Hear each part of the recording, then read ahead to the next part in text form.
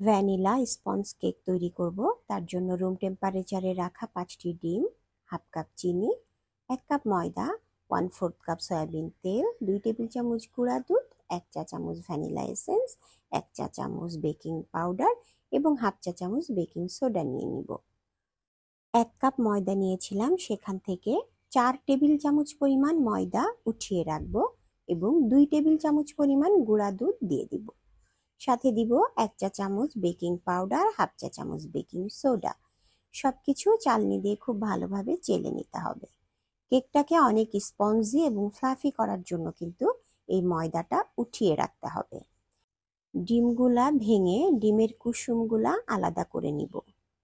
তারপরে ডিমের যে সাদা অংশটা থাকবে এইটি 30 সেকেন্ড বিট করে নিতে হবে। 30 সেকেন্ড বিট করার পরে হাফ কাপ চিনি 3 বারে একটু একটু করে দিয়ে ভালোভাবে একটা ফোম তৈরি করে নিব। ততক্ষণ পর্যন্ত ফোম বানিয়ে নিব যতক্ষণ পর্যন্ত ফোমের থেকে আর কোনো ড্রপ পড়বে না। একবারে কিন্তু চিনিগুলো দেইনি, দেখেন 3 বারে চিনিগুলো দিয়ে বিট করে নিয়েছি। চিনিটা খুব ভালোভাবে যেন গলে মিশে যায়। আমি একটু দেখিয়ে দিচ্ছি, ফোম থেকে কোনো ড্রপ পড়ছে না। এই পর্যায়ে ডিমের কুসুম, সয়াবিন তেল এবং 1 চা চামচ ভ্যানিলা এসেন্স দিয়ে আবারও 30 সেকেন্ডের জন্য বিট করে নিব। তেল এবং কুসুম দেওয়ার পরে খুব বেশি সময় বিট করা যাবে না। বেশি সময় বিট করলে ফোমটি নষ্ট হয়ে যেতে পারে। এখন যে আটা, বেকিং পাউডার, গুঁড়া দুধ চেলে রেখেছিলাম ওটা আস্তে আস্তে অল্প অল্প করে দিয়ে ঘুরিয়ে ঘুরিয়ে একটি স্প্যাচুলার সাহায্যে ফোমের সাথে মিশিয়ে নিতে হবে। খুব তাড়াহুড়া করে মেশানো যাবে না। এখন আমি যে মোল্ডটিতে কেক বানাবো ওই মোল্ডটির মধ্যে তেল ব্রাশ করে তার মধ্যে একটি বেকিং পেপার দিয়ে দিচ্ছি। বাসায় যদি বেকিং পেপার না থাকে সাধারণ অন্য যে কোনো পেপার দেওয়া যাবে। এখন কেকের ব্যাটারটি উপর থেকে অল্প অল্প করে মোল্ডের মধ্যে ঢেলে দিচ্ছি। 2-3 বার মোল্ডে এইভাবে ঝাঁকি দিয়ে নিব। যদি কোনো বাবল ক্রিয়েট হয়ে থাকে সেটা তাহলে ভেঙে যাবে। একটি হাঁড়িতে কিছু বালি নিয়ে 10 মিনিটের জন্য চুলা জ্বালিয়ে প্রিহিট করে নিয়েছি। হাঁড়িটির মধ্যে এখন কেকের মোল্ডটি দিয়ে ঢাকনা দিয়ে ঢেকে দিব এবং ঢাকনার ছিদ্রটি একটি টিস্যু দিয়ে বন্ধ করে দিব। 30 মিনিট এভাবে ঢেকে কেকটি তৈরি করে নিতে হবে।